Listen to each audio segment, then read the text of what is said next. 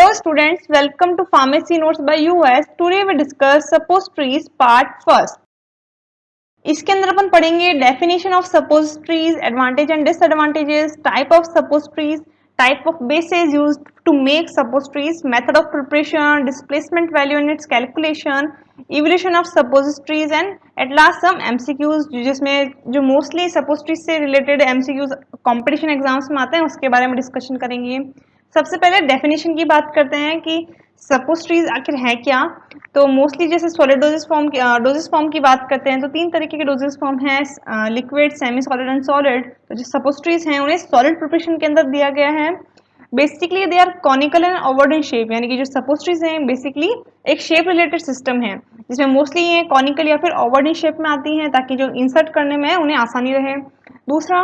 Solid preparation for insertion into the rectum where they melt, dissolve और disperse, यानी कि जो सपोजिटरीज हैं वो सॉलिड प्रिपरेशन होती हैं जो कि रेक्टम पार्ट के अंदर इंसर्ट करने के लिए दी जाती हैं, जहाँ पे ये मेल्ट होंगी, डिसॉल्व होगी, डिस्पर्स होगी और अपना जो एक्शन है वो प्रोड्यूस करेंगी।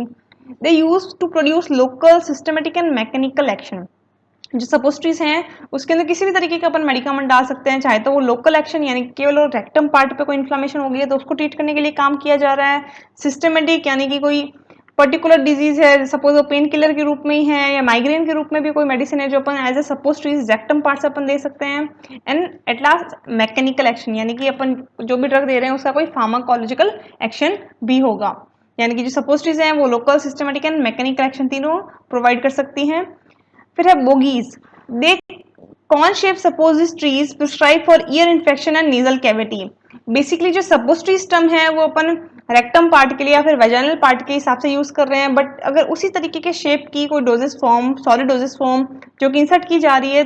दूसरी कैविटीज में, लाइक वो कैविटी है ईयर या फिर नेजल, तो उसे अपन यहाँ पे कह देंगे बोगीज। फॉर्मुलेशन लगभग सेम होगी, जो अपन उसके अंदर सिस्टम यूज कर रहे हैं, बेस यूज कर रहे हैं वो भी सेम होंगे, बट इंसर्ट या फिर जो लोकेशन है वो चेंज होकर रेक्टम की जगह ईयर या फिर नेजल कैविटी आ गई तो उसे अपन ने नाम दे दिया बोगीज।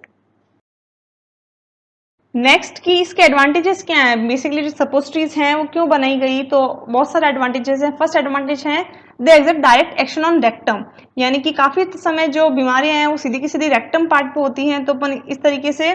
जो मेडिकामेंट्स हैं उन्हें इस तरीके से सपोजिटरीज में मोल्ड करके सीधा का सीधा रेक्टम पार्ट पे दे सकते हैं, तो उसको क्या होगा, फर्स्ट पास मेटाबॉलिज्म नहीं करना पड़ेगा और बाकी जो बॉडी में जो टॉक्सिसिटी हो रही थी या साइड इफेक्ट हो रहे थे वो नहीं होंगे, यानी कि जो सीधा का सीधा टारगेटेड इफेक्ट होगा रेक्टम पार्ट पे। जैसे कि सपोज रेक्टम में किसी पार्ट की है जो कि सर्जरी करनी है या वहाँ पे कुछ टिश्यूज रप्चर हो रखे हैं तो उसको एनास्थेटिक्स या फिर सूना करने के लिए लोकल एनास्थेटिक्स वहाँ से दे सकते हैं, लाइक सिंकोनिकेन, बेंजोकेन, एस्ट्रीजेंट दे सकते हैं। अगर वहाँ पे कोई इंजरी हो गई हो, ब्लड हो रहा है तो उसे क्लॉट करने के लिए बिस्मथ सब gallate, tannic acid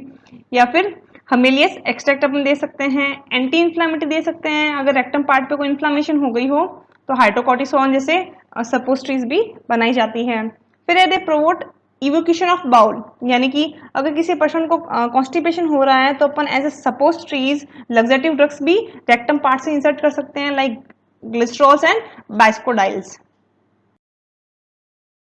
next advantage है दे प्रोवाइड सिस्टमेटिक इफेक्ट, यानी कि जो सपोजिटरीज हैं केवल और केवल रेक्टम पार्ट पे कोई मैकेनिकल इफेक्ट के साथ साथ वो सिस्टम में भी इफेक्ट प्रोड्यूस कर सकते हैं, लाइक काफ़ी सारी जो बीमारियां लाइक एनाल जैसी माइग्रेन, उनकी मेडिसिन भी अपन यूजिंग रेक्टम पार्ट दे सकते हैं, like they mostly inserted at bed time, but जो सपोजिटरीज हैं वो अधिकांश है जो बेड टाइम पे एडमिनिस्ट्रेट की जाती है। क्यों? क्योंकि उसका रीजन है कि एट बेड टाइम आपकी मूवमेंट है जो कम से कम होगी, तो जो ड्रग है वो उसको रिलीज करने के लिए उस पर्टिकुलर लोकेशन पे सेट होने के लिए काफी समय मिल जाएगा। जैसे अमीनोफाइलिन है जो कि इनवॉलंटरी मसल्स को रिलैक्स कर सकती हैं, अस्थेटिक के रूप में काम आती हैं, अपन एज ए सपोजिटरीज दे सकते हैं। Morphine, it is a powerful analgesic pain killer है, उसे अपन एज ए सपोजिटरीज दे सकते हैं। एर्गोटामिन टार्ट्रेट जो कि माइग्रेन को ट्रीट करने के काम आती है, उसकी भी सपोजिटरीज आती है। Indomethacin and phenylbutazone as in analgesic and anti inflammatory, इसकी भी सपोजिटरीज आती है,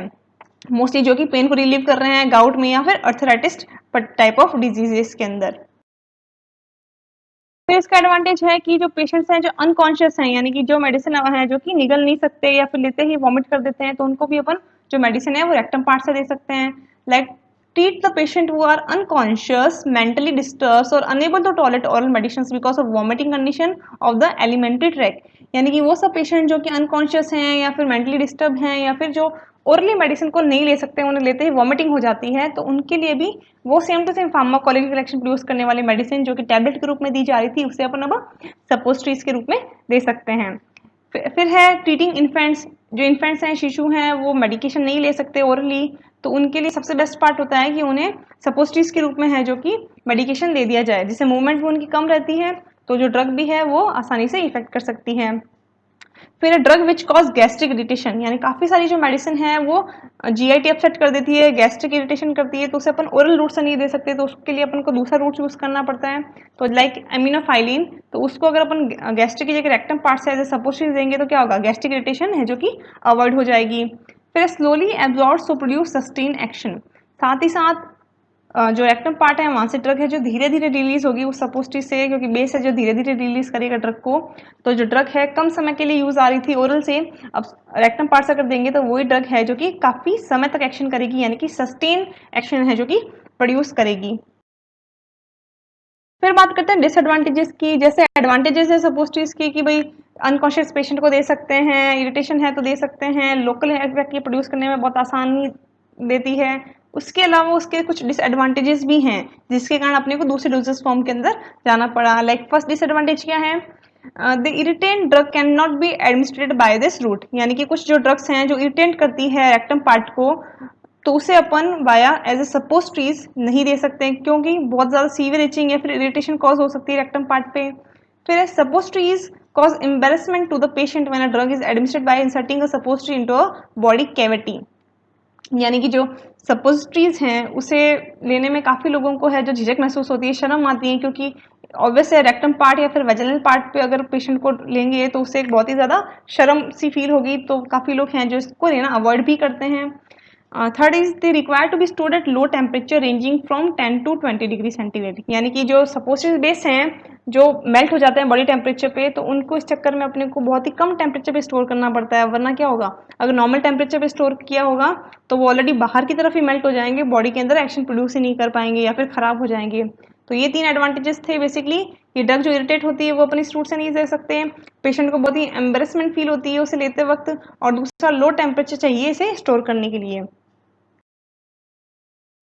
Hope you understand and enjoy the video. Please like, share and subscribe. Thank you.